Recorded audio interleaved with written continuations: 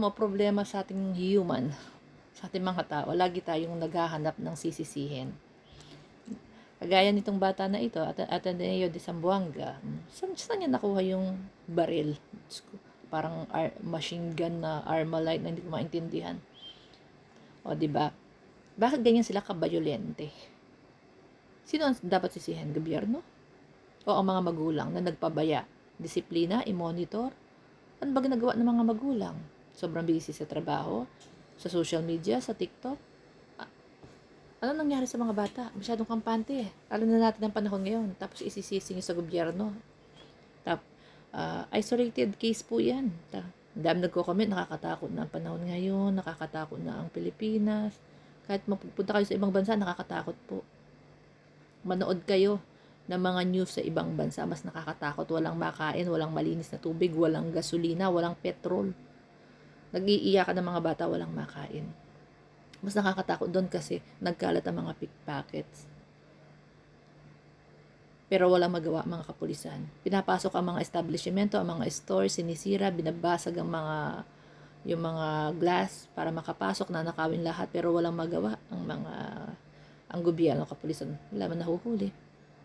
Takot sila kasi grupo-grupo na yan. Sa atin, kontrolado pa. Kahit pa paano. Huwag niyo masyadong laging sinisisi sa gobyerno.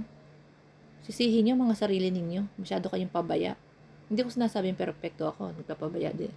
Hindi ako nagpapabaya, pero as much as possible. Talagang kahit busy po ako, lagi kong kinakausap yung mga anak ko. Bilang magulang, bilang kaibigan, bilang barkada, mix po yan. Para wala silang sikreto.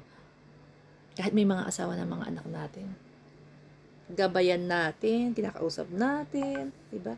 Kailangan ng gabay sa panahon ngayon. Kasi hindi lang naman po sa Pilipinas, may nakakausap sila sa social media, sa ibang bansa.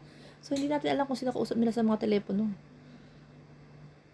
So, wag masyadong, lagi kayo naghahanap na sisisihin. Yan ang pangat sa Pilipino. Naghihirap kami ngayon. Wala, ang hirap ng bilihin, ang mahal ng bilihin. Yes, mahal ang bilihin, hindi lang sa Pilipinas. Ang hirap ng buhay. Yes po, mahirap talaga ang buhay kahit sa ibang bansa. Kung di ka magtatrabaho, kung di ka masipag, kung di ka madiskarte. Bakit kayo nahihirapan? Ano ba ginawa niyo nung kabataan ninyo? Nag-aral ba kayo ng mabuti? Nagsikap ba kayo? Dumiskarte ba kayo? Ano ba ginawa ninyo? Nag-anak ba kayo ng nag-anak? Yan ang problema sa atin. Hindi ka nagpakadalubhasa, hindi ka nag-aaral ng mabuti, hindi ka nagtapos ng pag-aaral, tapos nag-asawa ka pa, nag-anak ka pa na nag-anak. Tapos kapag nahihirapan ka sa buhay, isisisi mo sa gobyerno. Kapag wala kang makain, wala kang mahanap na trabaho, isisisi mo sa gobyerno. Kung ano man meron ka ngayon, kung ano ka meron ngayon, yun yung mga action mo, mga decision mo sa buhay. Nung panahon na dapat is nag-aaral ka, nagsisikap ka. Huwag mong isisi sa gobyerno. Yes, sasabihin nyo, ang mahal na mga bilihin, kesyo ganyan. Mahal na po talaga ang bilihin kahit sa ibang bansa. Mahal na talaga. Nagmamahal pa. Hindi lang sa Pilipinas. Huwag nyong i-gaslight na sa Pilipinas lang. Sa buong mundo po. Diyos ko, mga taga-Europe nga umiiyak na, diba? Dahil kailangan nila po ang petrol. Ganon. Huwag ka lagi maghahanap ng sisisihin. Ay, si ganito, ay, si ganyan. Kasi itong politiko na to, bakit mo binoto? Kasalanan naman natin, di ba? Paulit-ulit natin binoboto. Kaya nakakapagpaulit-ulit na nagnanakaw. Hindi titino ang Pilipinas hanggat hindi tumitino ang mga Pilipino. Ganun kasimple. Kaya wala kang dapat sisihin kundi sarili mo. Never kong sinisi ang ibang tao. Nung ako ay dumaranas ng, actually kahit naman po ngayon and in God's grace naman hindi niya ako iniwan. Yun ang importante. Talagang favorite yata ako ni God na para lagi kaming close. lagi akong tinetest in life. Okay, ako nasanay na ako diyan. Lagi akong may test in life. Lagi niya ako tinetesting. Siguro gusto niya lagi kami magkausap. So, yun po, always think positive na compare natin, magulo sa Pilipinas, pero i-compare natin mas sa ibang bansa, mas okay pa tayo. Tayo may sapat tayong pagkain sa Pilipinas, sapat na tubig, sapat na petrol,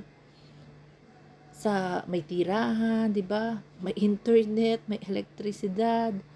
Sa ibang bansa wala. Yun lang napakalaking pasalamat natin, ipagpapasalamat natin every day. Every day po. So yun po. Huwag tayong humanap lagi ng sisisihin. Huwag tayong hindi po maganda 'yan as bilang nananampalataya. Huwag kang hahanap na lagi ng sisisihin. Sisihin mo sarili mo. Anak mo yan eh, di ba? Anak mo yan, or let's say sa politiko, binoto mo yan. Kung hindi mo pa nare-realize kung tama ba yung binoto mo, mag-isip-isip ka, problema mo na yan. Kasi ilang dekada na eh, di ba? Ilang dekada na po pag ganyan naman, paulit-ulit, nakawan. So it means, hindi tayo natututo. At parang never na tayong matututo. Kaya ano na lang yung faith na lang kay God talagang panghahawakan mo para lahat ito mabago. Kasi isipin nyo, ito na ipinapakita na ng sa taas. Ito yung nakawan eh. Ayan na nga, inihaharap ko na sa inyo yung pagnanakaw eh. Pero ayaw nyo pang tanggapin. Ayaw nyo pang paniwalaan.